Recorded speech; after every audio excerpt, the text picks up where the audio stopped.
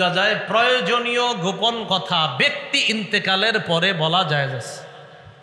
প্রয়োজনীয় গোপন কথা ব্যক্তি মারা যাওয়ার পরে বলা কি আছে?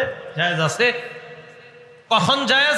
যিনি এই গোপন কথাটা বলবেন তিনি এটা বলা যদি প্রয়োজন মনে করেন। যেমন হযরত আনাস রাসূল ইন্তেকালের পরে গোপন কথা বলাটা প্রয়োজন মনে করে নাই, তার আম্মাকেও বলে নাই।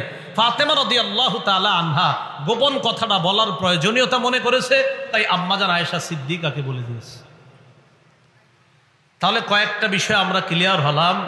গুনাহের ব্যাপারে গোপন কথা বলা যাবে না, সীমালঙ্ঘনের ব্যাপারে গোপন কথা বলা যাবে না, রসুলের নাফরমানির কথা গোপনেও বলা যাবে না, প্রকাশ্যেও বলা যাবে না।